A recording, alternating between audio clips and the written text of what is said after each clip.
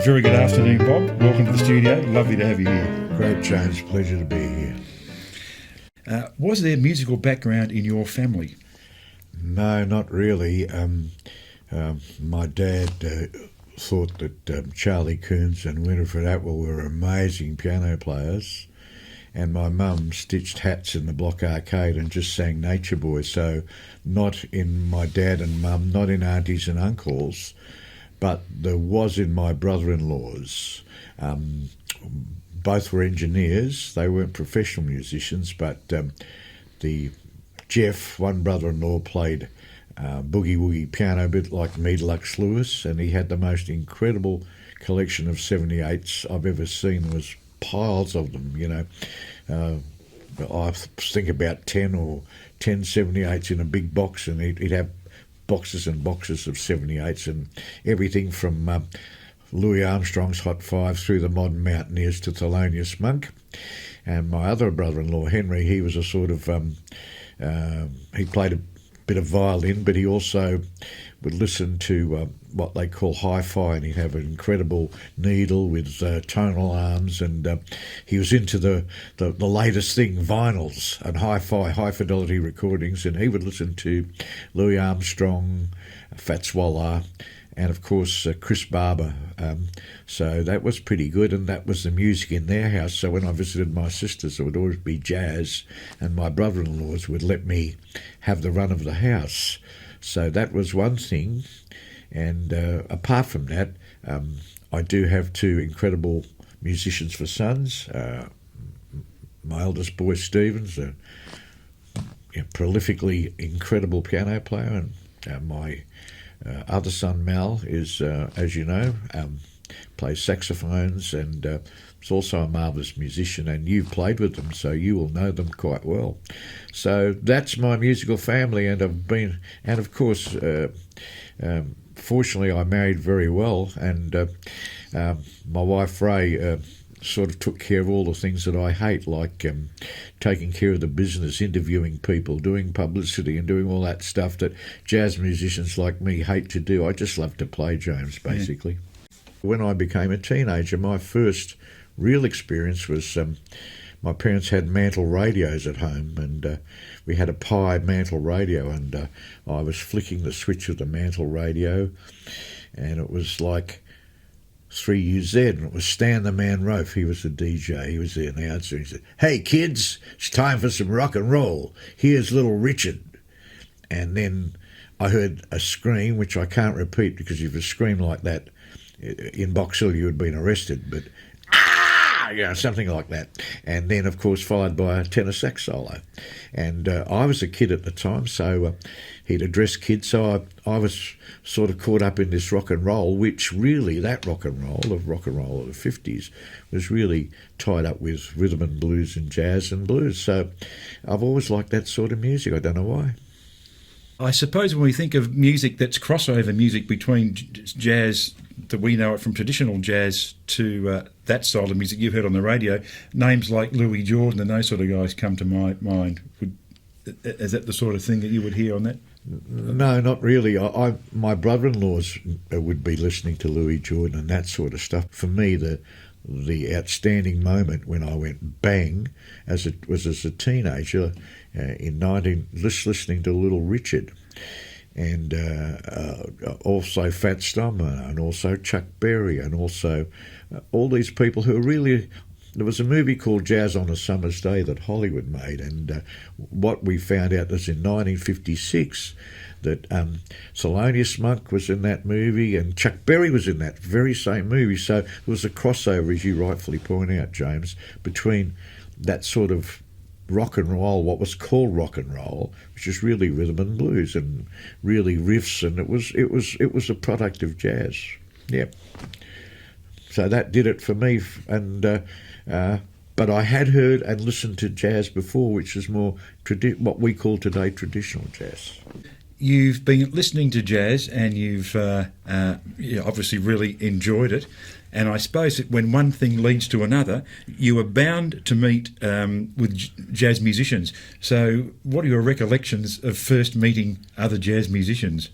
Well, that's beautiful for you to say that, because I can answer it quite straightforward now. So what happened was my brother-in-law Henry, realising that I love jazz, took me to the jazz convention in 1952.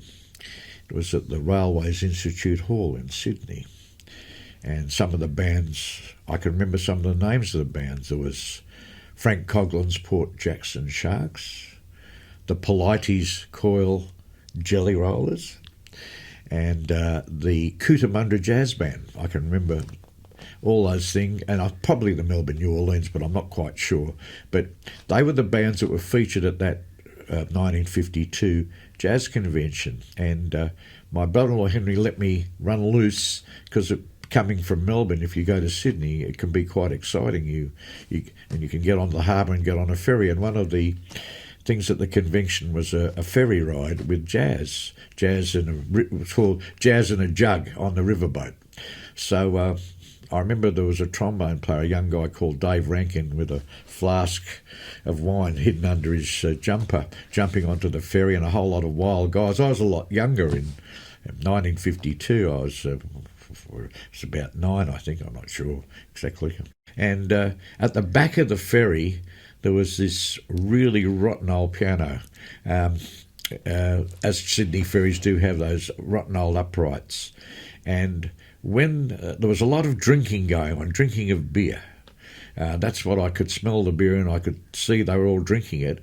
Of course, I didn't want to drink any beer. I was too young. I was just a kid. But they ran out of beer, and so the captain of the ferry stopped somewhere near Woolloomooloo. There was a pub, and everyone got off that ferry. And so I started playing piano on the back of the ferry on this upright piano. And the only song I knew to play half well of a jazz song was You Are My Sunshine. It's an easy song to play in the key of F. And all of a sudden this guy came up and he got behind the drum kit. He had curly hair. And the name is now... I'm sorry.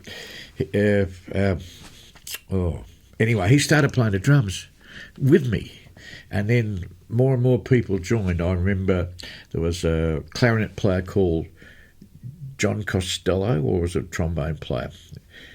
John Anstey and John Costello. I think John Costello was a clarinet player. I can't exactly remember the instruments, but we'll have to correct me and get them right. But these were the guys from the Cootamundra Jazz Band joined in, and I had a whole flotilla of jazz musicians jamming You Are My Sunshine with me all the way back till we got... Graham Bennett was the drummer's name from the Melbourne New Orleans Jazz Band. I'm very sorry to have just come straight back. And it was John Anstey and John Costello. And obviously Dave Rankin would have been there. A lot of other things. So, and they sort of encouraged me, said, yeah, kid, keep on playing. And they kept jamming with me. And it was like being in heaven because, these old guys who were part of the convention were jamming with me. And it was just incredible. And all the way back to the Harbour Bridge, we kept playing the same song. I must have played You Are My Sunshine for 23 minutes, but I enjoyed every minute because these were the first jazz musicians I ran across. And I became a bit of a traddy, or I became a bit of what's called a mouldy fig. I liked that sort of music, and I had seen Louis Armstrong in 1956 because my dad knew I liked listening to jazz, so he took me to see Louis. So that's the sort of... So the first music that I did hear and play was traditional jazz, followed by rock and roll, whereas I was in a rock band. In school, I was recruited to be in the local Sandringham rock band, which I played with the 2 guitars, saxophone and drums, no bass in those days. It was just, that's the way it was. And we played sort of covers of Little Richard and Fats Domino and Chuck Berry and all that sort of stuff. So my first experience was playing trad as a kid, and then it went on to playing rock and roll, and from rock and roll it went on to modern jazz. As I came out of school in Brighton, there was a theatre that was turned into a jazz club called Basin Street, and I heard a guy called George Jury who played the alto sax. He played modern jazz, and I was just playing like cling rock and roll. But he invited me up for a blow, and I suddenly realised I was totally out of my depth because he played modern jazz. George Jury was from New Zealand, from Nelson in New Zealand, but he was here in Melbourne, and he offered to teach me a few little things about jazz, modern jazz harmony, and I'd go to his place in Brighton. He didn't charge for it. The deal was I'd be in his band when I got good enough. And his wife Maureen Jury made the most incredible tuna casserole, and being Catholics on a Friday, tuna was in, and I love tuna, so it was the most exciting having a jazz lesson with George Jury, and that was another moment in my life where someone gave me a hand who was another jazz musician, just introducing me to modern jazz. There weren't a lot of lessons, but basically George taught me by ear. He could read. He was a fantastic musician, and he just taught me the basics of the difference between playing rock and roll piano, which I was playing like da da da da, Batman, Batman, Batman, Batman music, to as my son Steve says, to playing more modern jazz, like songs like Green Dolphin Street or stuff like that. And an alto sax wasn't in my dictionary of great. Although I loved tenor sax because of the rock and roll albums, I was a bit of a clarinet head, so I actually liked clarinet a lot, and I still do, much to the chagrin of some of my contemporaries. Would you like to let us know what bands you've been in? I know you've been in plenty of bands over the years, but maybe let us know the ones that made the most impact on you, and maybe bands that you've run yourself. Thank you, James. Well, look, I spent many years. I'm a very loyal person, so if I get in a band, I try and be in it for as long as I can, all being well or whatever. So I was in Freddie Bradshaw's quartet. We played a Dave Brubeck style cool jazz, and we worked around Melbourne a fair bit. And after leaving Freddie, who's a brilliant musician, I was recruited by Ted Vining into the Ted Vining trio, and we're still playing together to this day. That's a 50-year plus association with Ted.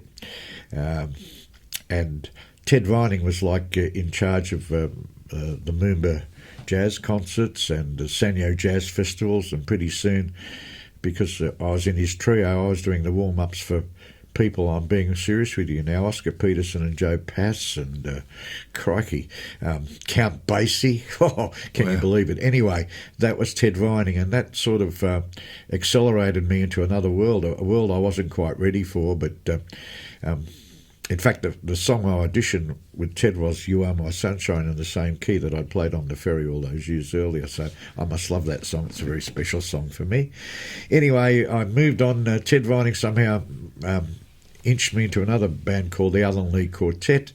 Alan Lee is a very famous vibraphone player and a disciple of Milt Jackson. Alan Lee also worked at Thomas. He was a jazz eclectic who introduced me to all sorts of modern players like Airto Moreira, Steve Swallow, and all sorts of things that, while as Ted was pushing the sort of straight-ahead trio styles, and also John Coltrane heading that way, Alan Lee was sort of more into all branches of jazz, what we call an eclectic. And so he started, when I went in to buy records, he worked at Thomas's, Alan Lee. I'd go in and buy records. I'd buy records that I wanted to buy, Dizzy Gillespie, whatever I bought. And Alan Lee'd say, "No, Bob, no, that's not for you. You need this." And he'd hand me a recording of people that I'd never heard of. And, of course, that broadened my outlook so that I didn't become two-directional. So it was great playing in his band with Ted and a young bass player called Ray Martin, who from Colac, who played a Hawkes bass, by the way. Anyway, moving on quickly through that association with Ted and Alan Lee finally led me to being into the Brian Brown Quartet. And Brian Brown, as you know, was pushing the envelope into I can only call an Australian avant-garde jazz direction, music heavily electronic, heavily influenced by, Weather Report and ELO and all sorts of other influences. Brian also played in the Channel 9 band. He was an incredible tenor sax player, played soprano sax and flute beautifully, and was a very wanted to develop an Australian style. And fortunately for us, we made a recording called Carlton Street, which was sent across to Scandinavia. And pretty soon I found myself on a plane with Brian, Ted, and our great bass player, no longer with us, the great Barry Buckley, one of the greatest bass players of all time as far as I'm concerned in Australia. But then, you know me, I'm a bit of a Melbourne person. I just parochial about Barry. Anyway, we were chosen with this sort of music we were playing, which was so different to everything else, by the Scandinavians to go over and to Pori in Finland, the Jazz Festival there, Kristianstad, Sweden, to Denmark, Norway, etc. I found myself on a plane playing with everyone of the artists whose records I had been buying. So, you know, all of a sudden, I'm sitting there and wearing the badge of honour as a a jazz person does. You know, you've been overseas, you know, James. And so I was there, and there was Freddie Hubbard in the seat next to us, and all that sort of stuff. It's not big noting. It just was for me accelerating. At one stage, we were. In Finland, we were put on national television alongside the Max Roach Quartet, and that was amazing. Elvin Jones was there, the Buddy Rich Big Band. On the programs was just a wish list of anyone you would want to hear, because the Scandinavian jazz festivals didn't muck around. As Scandinavia was pretty close to the States, they could have whoever they wanted. It was just a pleasure sitting and listening, and also a pleasure playing for Scandinavian audiences, which are different to ours. And that leads me to bands like I know you've been in the Blues Express for a long time, and I'm just going to add a question I had further down the list, but I think it's quite appropriate to ask you now. Again, talking about other bands you're in, and do you think there's such thing as an Australian sound, like an Australian sound in jazz? Do you think? Well, I'm going to, if you let me, I just want to go with some more bands. I've only got started. Unfortunately, I got a track record as long as your arm. So basically from that, I was recruited into the Blues Express, and I have to talk about Peter Gordian. It was wonderful for me because I got to work alongside Alan Brown and Derek Capewell, a very fine bass player. And Peter somehow negotiated with a guy called Peter Noble to bring out the blues singer from America, Jimmy Witherspoon, and Peter Gordian insisted that Spoon not play with an American band, and somehow he and Peter Noble negotiated that Spoon would come out on his own and play with the rhythm section of myself, Alan Brown, and Derek Capewell, and of course that meant that Spoon came out, and it's on the recording. At the end of one of the pieces, he said, "Great pianist, ladies and gentlemen, another monk, all of him." And I went, "Crikey, did he say that about me? He better mean it." So I came up to Spoon and said, "I hope you meant that." He said, "You're crazy, man." Anyway, that was the Peter Gordian Blues Express. It was a great time with Richard Miller on the clarinet, Mal Wilkinson on trombone. Yeah, and it was a happy time for me because we played a sort of in-between music. I think Peter Gordian's dream was to have a band like Louis, you know, like the All-Stars, where it was a show like that. Anyway, that was another band that I played in, and that led, of course, because we did the Witherspoon gig that, thanks to Peter Gordian bringing out so many artists, and Peter Gordian then brought out Sonny Stitt and other artists, and when a lot of them came into town, I got the gig. So I got the gig for Richie Cole and for Phil Woods, all playing at the Victoria Hotel, Pete's Hotel, etc., etc., etc. But basically, at one stage, that became a very precious scene in Melbourne. People started to say, "I play original music. And I went, every song is a bloody original. Every song that ever written was first an original, you know. So I thought that was a bit too presumptuous for me. So I thought what this town needs is a blues band. So I formed one, and we had a regular gig at the Limerick Arms Hotel in South Melbourne. And strange enough, I asked for a Thursday night when I thought no one would come. and pretty soon there was a part of a blues revival going on worldwide at the time, and we were part of that, and we were filling the place, and so the ABC came and conducted a landline and recorded us, and we made a recording called Potent Brew with people like Dutch Tilders, Doug de Vries, Mal on saxophone, Justin Brady on the blues harp. I had an 8-piece blues band very similar to Muddy Waters' blues band. And that went on for a long time too. We did quite a lot of gigs and so forth and so on. But the crowning achievement for me was my band Art Attack. After the blues band and coming back, I did a lot of teaching. I taught at the VCA, I taught at the Melbourne Con, RMIT in Bundoora, the NMIT. I did a lot of teaching in institutions. But somehow institutions and I didn't seem to get along. I didn't want them to be, I wanted them to be free and free to express themselves, not to be controlled by notation. Anyway, that's a long story. I won't go into that. So basically, after doing a whole lot of country artist in residencies, I came in recent times and joined the Black Jesus Ensemble, which I'm a member of to this day, and we're recording, and we have a residency and a band called Blow with Peter Harper and Ian Dixon, and we have a residency at a place called The Horn, which is an Ethiopian restaurant in Collingwood. And in the band we have a range of ages, and I'm the old guy in the band, of course, the oldest. And we've got 2 guitars, we've got keyboard, we've got a guy who does incredible rapping, and we've got... when I say rapping, I don't mean Christmas gifts, I mean, rap. And basically an Ethiopian beautiful lady who sings beautifully and sings in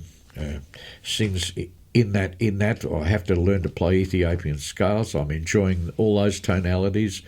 And we've got drums, we've got percussion, we've got the singer, we've got the saxophone. Peter Harper plays the tenor, and Ian Dixon plays the trumpet. So we've got a bit of jazz, a bit of rap, we've got a bit of Ethio-bop. It's a very unusual and wonderful band, and we're recording at the moment. So that's brought right up to date. But I wouldn't call that an Australian style. But there is an Australian way of playing, and the Australian way of playing is... I can't quite put it. It's just to do with our culture and the way we think about things. I think the black African American musician once told me, "Hey Bob, imagine you're not in the city. Imagine you're on the side of the road. You ain't got no future. The bus might be coming in 2 hours, sort of like Sunbury." And but you're in no hurry. When you get off the bus, there's nothing big happening, so you got to relax yourself. And Ted Vining used to accuse me also of having what he called tight shoulders, and he was right about that. So I tend to be very an attacking sort of person, so I like to get on with it. So, of course, I'm not that sort of really cool dude, so that would account for my sound, and I think it accounts for a lot of my friends, my musicians, who try and play hard or go at it. They're not sort of... It's a different culture here in Australia. Obviously, there's going to be a different sound. And I have a question here that's related to that very topic. What musicians, Australian or international, have made a particular impression on you and maybe the way you play? Basically, the musicians that I have named, every time I joined a band, the musicians that I played with and who were the band leaders made an impression on me. So I would name Fred Bradshaw, I would name Brian Brown, I would name Alan Lee, of course I would name Ted Vining, of course I would name Alan Brown. I didn't even mention the band in Asia with Alan Brown, Richard Miller, the great young bass player Gary Costello. That was a band that I toured with I toured to Montreal with. So, yeah. So any time I came up against people with very strong views about music. That was the impression that they made upon me, and also the internationals. I was lucky enough to play very close to Dizzy Gillespie when Dizzy Gillespie joined the Brian Brown Orchestra in 1975 for a concert at the Dallas Brooks Hall, and I idolised Dizzy. So imagine him walking past me, and he said, "Is we in C minor or F minor?" Because he came from Carolina, so that was his brogue. Mm. And before I could say C minor or F minor, he was all up there going, doing the Dizzy thing. It was amazing. And as a matter of fact, I got into trouble for echoing a couple of his licks. Brian Brown looked at me very disapprovingly when I started echoing a couple of Dizzy's licks.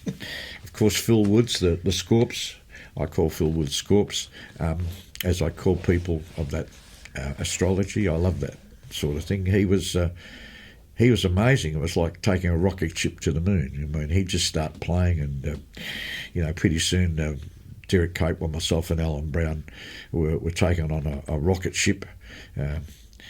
He just played. He didn't talk a lot. He just played. I love to talk a lot. Of course, I'm talking about people I've played with live. Milt Jackson. What a lesson I learnt from Milt Jackson. What a great player he was, and he was just so at ease with his vibraphone. Playing to him was like having lunch in a beautiful restaurant, for him. He was just so relaxed with it. It was part of his body, an extension of his body, the vibraphone and the mallets. Mm. There were many others, but of course I adored Cannonball and Nat Adderley. I was a sort of a member of the Cannonball Adderley fan club, if you like. There was a saxophone player in Melbourne called Frank Leonard, who played around town modern jazz, not a name that people might know, but he was the president of the Cannonball Adderley fan club. He had all their records, and I had nearly all their records, and we'd compare notes. But why I love Cannonball is because he spoke to the people about the music, and obviously the sound they played, the band played, was closer to that soul sound, the black African soul sound, and it didn't matter what they played. They could play Fiddler on the Roof, and it was so good, and Cannonball was such a technical wizard as well as so soulful. But I loved Brother Nat too, because Brother Nat played the cornet and he'd have to follow his brother. Imagine having a brother who's just played a saxophone solo that your mouth would be and just picking up the cornet and going, yeah, okay, I'm next. And I had the pleasure of touring with Nat around Australia twice, picking up various musicians, and also bringing him and his band to our great Montsalvat Jazz Festival, one of the greatest jazz festivals ever here in Melbourne, and inviting Nat with his own band. But Nat became a friend. A lot of these people, you play with them for 2 nights, and it's like a 2-night stand, if you will, and they go. And you may not see them again. You might hear them on recordings or hear them on the air, but they go. But Nat became a personal friend, and he even helped when my daughter was sent to New York, to the dubious part of the lower Manhattan. He even helped and took my daughter and her girlfriend and had them flown to his house and looked after them for a whole week. We were good friends, and every time I went to the States, I'd bring him and we'd talk about, he was a news freak and I'm a bit of a news freak, and we talk about all sorts of funny things. He had the greatest sense of humour. I'll give you an example. We were coming back from a gig at Warrnambool, and I thought we'd stop off at Geelong at the top of Moorabool Street there. There was a fantastic little cafe that had coffee and hamburgers and stuff like that, and Nat said, "Hey, look, Bobby, we're on the board."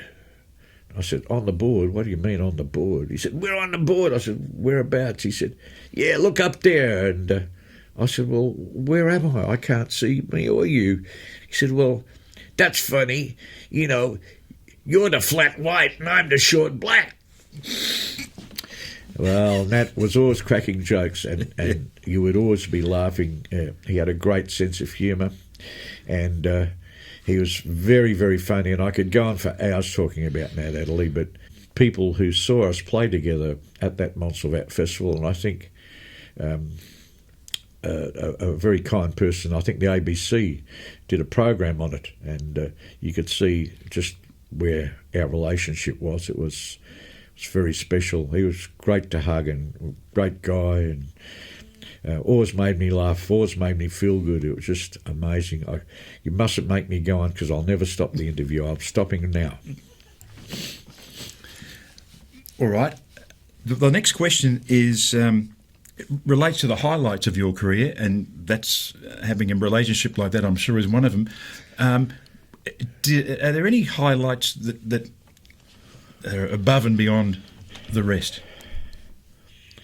Yeah, well, that's a really difficult question. When I asked Nat about this, Nat would answer, "There ain't no best, just different."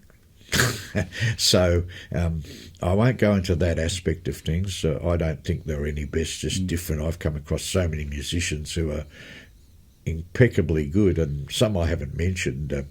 Basically, my highlight could also be regarded as a low light, so I better be careful with this. So when I finished with the blues band, I had an idea about Australian jazz. I wanted to make a contribution, and Brian Brown and Judy Joseph had given me plenty of stick about playing the blues. They thought that wasn't a very creative thing, so I decided, well, okay, creative, that'll be the next step. And so I don't often dream about things, but I dreamt about going to New Orleans. I'd been to New Orleans, of course, a few times. Yeah, even recently. Anyway, I won't go to that. And I was having an argument with a guy in a bar in New Orleans. This is in a dream. Yeah. And I said, you Yanks, you get it all. Everyone thinks that jazz is your thing. And, I know musicians in Australia, this is in my dream, who can really play, And he said, yeah, but jazz will always be the music of New Orleans, and New Orleans will always be the place where jazz comes from. So if you say the word jazz, if you want jazz, you got to say the word New Orleans. And I said, okay, right, this is in my dream. Yeah. And I said, well, I started having a look back at some of the writings of Rudy Blesh, who's a person I really admire, and found out that jazz was a mixture of not just the slaves, not just the African slaves, but other, Indians and Canadians and from the French Canada, Arcadians they called them, and different people, different multiculturalism. Even though most of the players I admired happened to be black, I couldn't help it. I couldn't help it. It wasn't a skin colour, it's just the music they made excited me. So I had a thought, well, what happened if we did that in Australia? And then so I started thinking, okay, well, the first thing you've got to have is a didgeridoo, because that's what I associated with Australia. And then in Melbourne we had a huge Greek community. So I had to do some research, and I found out that Greeks play bouzouki and Turks play baglamas. So bouzouki and baglamas had to come. And then, of course, we're all Anglo-Celtic. So, I had to have drums that would accompany pipes, Scottish pipes, of course. And I came out on a ship from Glasgow in 1951, every time the ship came into port, which is often because it was coal-fired and it broke down often, the three pipers would come up to the front of the ship and play Bonnie Dundee, oing, oing, and I'd get very excited. I love bagpipes, just adore them. And because I'd get excited because the ship was coming on port, so I'd go running up to the front of the ship. I was pretty little. I'd been about 6 or something. And they'd be playing Bonnie Dundee, which is one of my favourite songs to this day. And so I love bagpipes. So bagpipes, yeah, of course. And then with bagpipes, you have to have bagpipe drums. So I had a friend who happened to be of Scottish-Irish descent, John Halliday, who's quite a well-known drummer in the jazz world, and so I gave him the job of playing jazz and with the pipes. Then I had to find a bagpiper, and a guy called Colin Dodds, who went to Scotch College, and he was a piping champion, and apparently he had helped with I made a lot of inquiries. He had helped with Johnny Farnham's "You're the Voice," that thing he could improvise. He also played flute and guitar and composed. Very talented young man he was. And then I had to recruit all these people, and we finally recruited a band which had Michael Jordan, who you play with, James, who I had play. His father was Irish, so I had him play Irish percussion. He could also play funk. I had Johnny Halliday play the drums, the jazz or the Scottish stuff. I had Sonia Horbelt, who was I call her the Funkmeister, because she could play funk like nobody else for me at that time, and she still can. Thank you, Sonia. And I called her the Austrian housewife, but she wasn't an Austrian housewife. She was German, so that's all right. And then I had, and it wasn't so much that, it was just the multiculturalism of Melbourne. We had these people. Then I had myself. I'm a mongrel in many ways, but I'm Anglo-Russian, if you want it that way. So anyway, and then we had Mal, my son, who I thought this would be good graduation for his training. So Steve, my other son, went to the Victorian College of the Arts and had a whole lot of lessons from Yanks and jazz clinics. Really important players helped groom Steve, but I thought I'd treat Mal a different way and let him come up with me. Just come through with me, so he was in that band, and I found a Maori princess called Bridget Allen, who she was a stunner, so and could really sing, and had understudied Carmen McRae, so I knew she'd be really cool, especially if we got a television gig.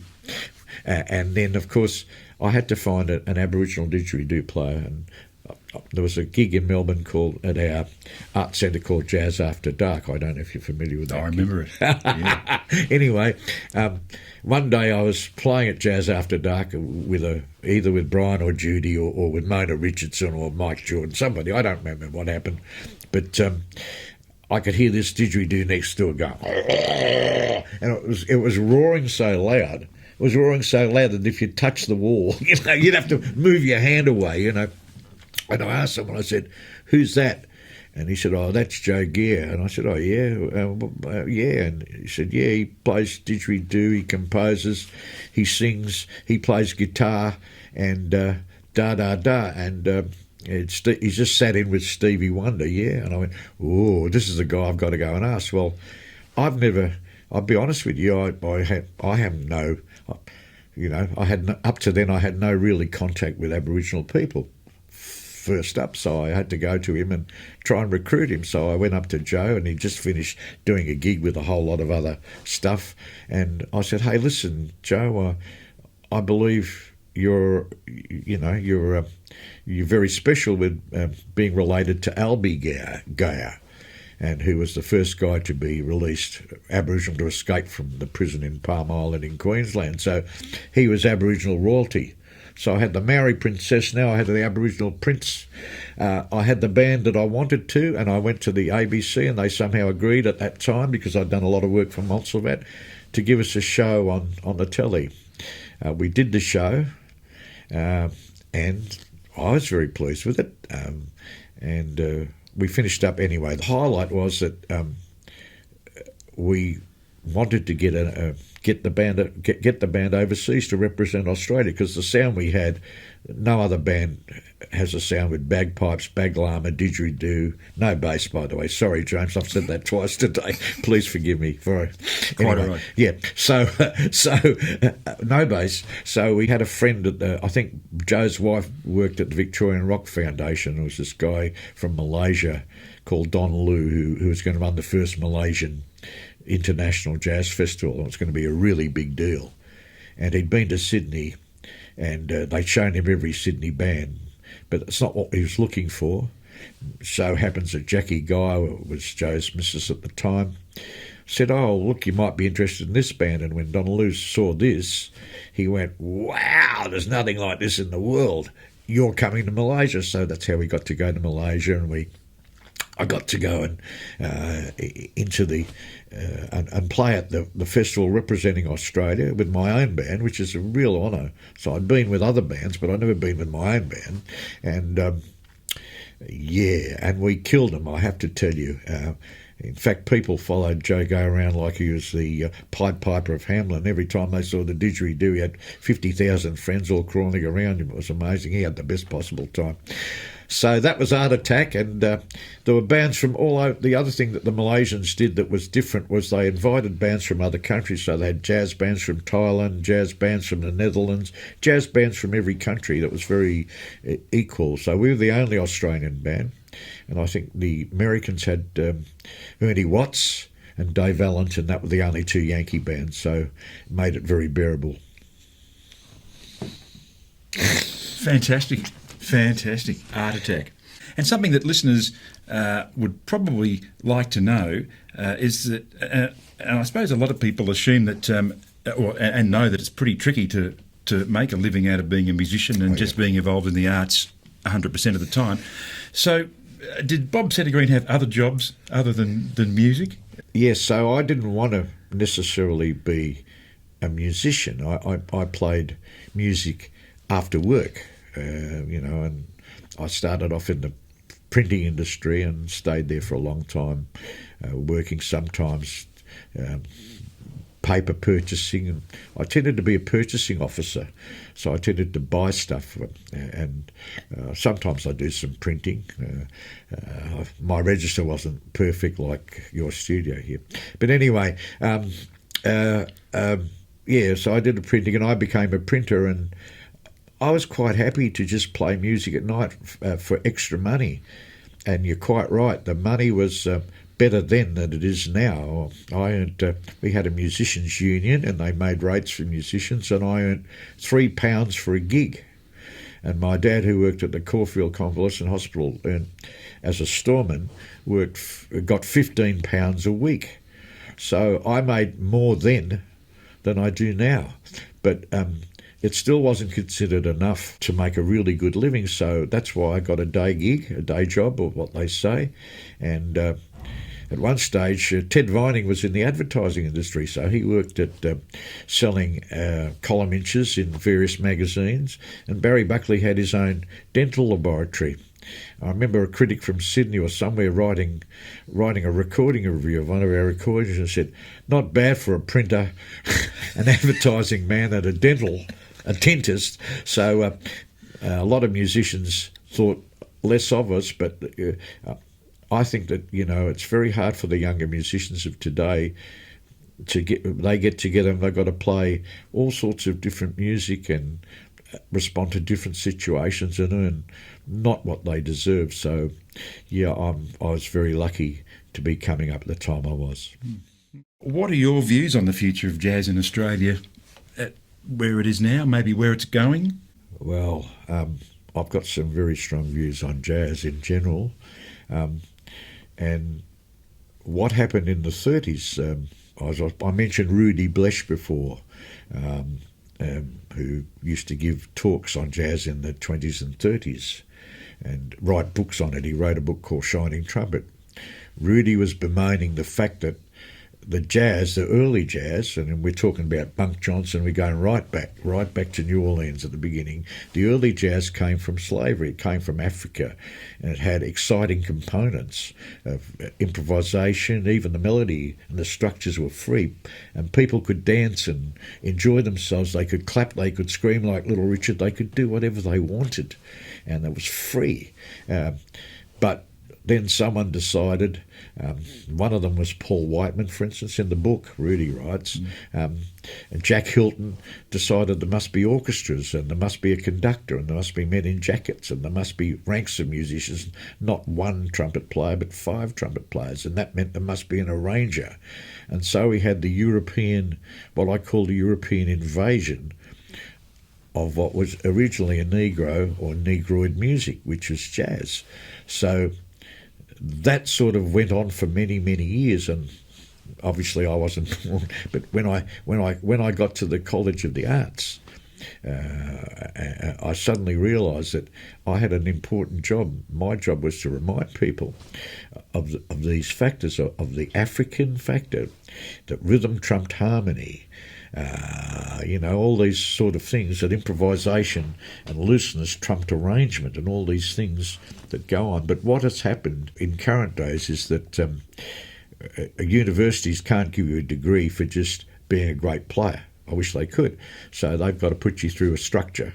And basically, musicians are put through a structure. And so that structure, they're given certain keys to certain doors. But the use of notated music, for instance, means that you're not going to play the note that nobody wrote. Carmen McRae wrote a beautiful set of lyrics to a song called In Walked Bud by Thelonious Monk, and she sang, playing that note nobody wrote, putting it down. And basically that's to me what summarises what it is, playing the note that nobody wrote. So I tend to play, when I play, you've played with me a few times, I tend to play notes that nobody writes. And I tend to want to, when I was a kid even, at school, we're singing the hymns, Lift up ye heads, ye gates of brass, ye bars of iron yield. Right? And I used to get sick in the stomach just hearing that. And so I wanted to grab that music, and instead of it being straight, I wanted to bend it and stretch it. I was a kid, that's how I felt, like steel when it's in a molten state, you can bend it and stretch it. But no one does it to music anymore. It's all, right, here's what's going on, here's what you play one wrong note, and you're gone, baby. So this is what my bemoaning is. But then on the other hand, to put a positive spin on it, some of the kids I met who could hardly play when I was at the VCA are now big heroes in the Melbourne jazz scene, and they can sure play. I'm not going to name them, but there's millions of them, and they're really great players. So, yes, I think, there's a structure of the notation, the arrangement, the packaging, all that. There's all that aspect, but the freedom just goes out the window when that happens. I know when I'm given a chart now, people give me digital charts. They think, I'll give him a digital chart, and of course, I'm just no different to a normal person. If they give me a digital chart, I'll go, oh my God, and I must get this right, and I'll be playing exactly what's on a digital chart. When inside I want to go, I don't want to play this, but I have to play it because it's a digital chart. So I'm more like, my admiration is for people like Miles Davis, Thelonious Monk and John Coltrane, who basically didn't tell people what to play. They just arrived and played, and it grew organically. And Brian Brown was very similar to that, a big influence on me for sure. And so that's what happened. And I just know there will be jazz musicians in the future. I know they'll be good. I know they'll be technically brilliant. I know they'll be able to read charts. I know they'll be able to write arrangements. And I know all those things, but I moan for those original slaves who danced. And when you go to a jazz club, James, you know that you go to a jazz club and everyone sits there.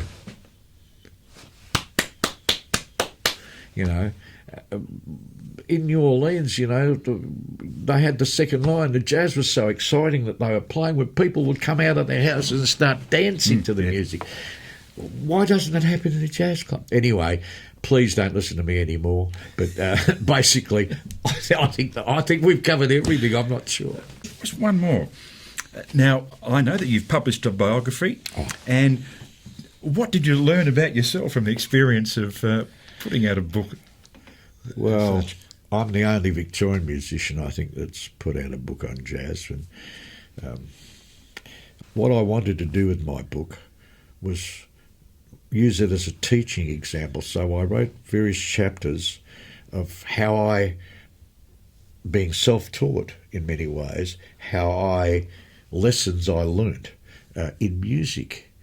For instance, one chapter in the book, I'm at the Troika Jazz Club, and this Troika Jazz Club was a Russian nightclub in Hampton, and I'd just been married and I needed the money. I think it started late at night, went to the early hours after my printing job.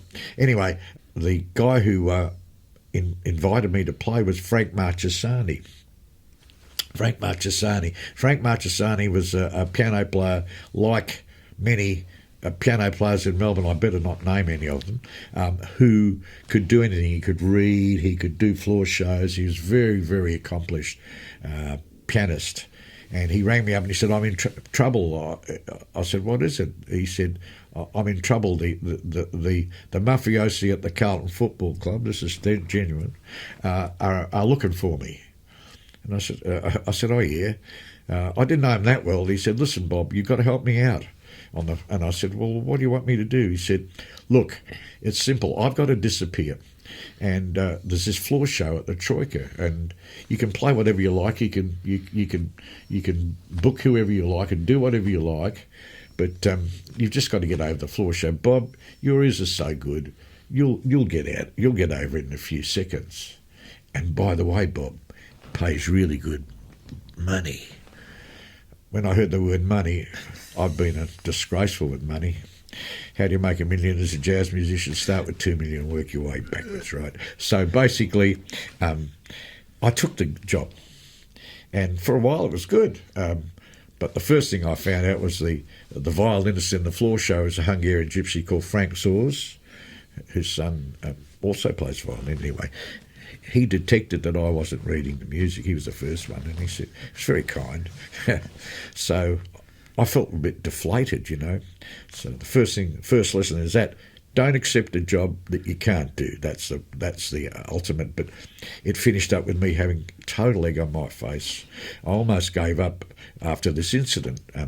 So after I got established and everyone loved me, all the flow show artists loved me, the balalaika player, the dancers, the Russian singers, and we'd play Kalinka, and I knew all the floor show backwards.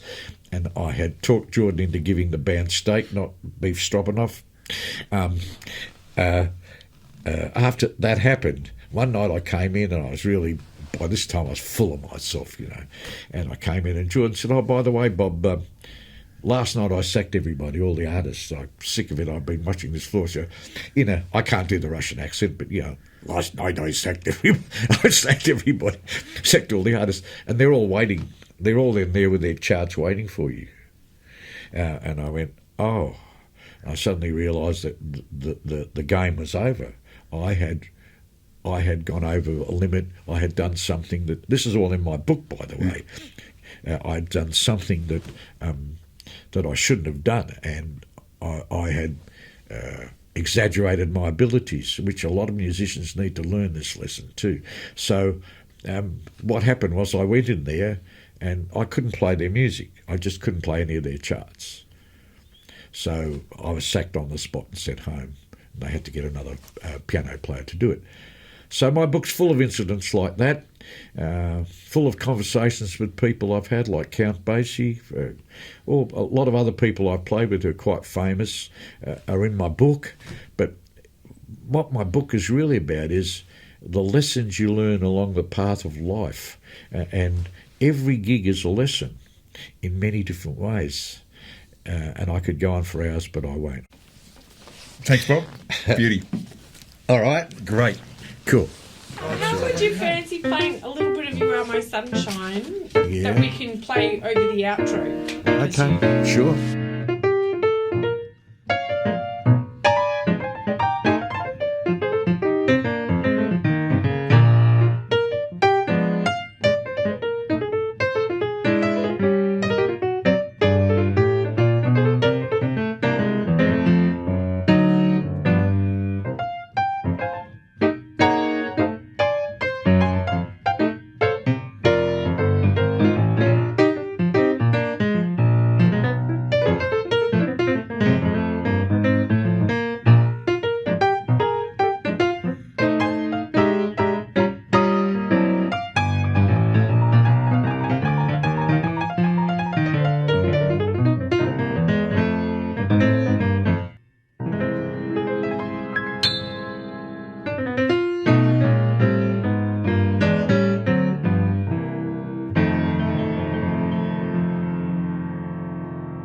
I have to say this, you're a pretty good interviewer, James.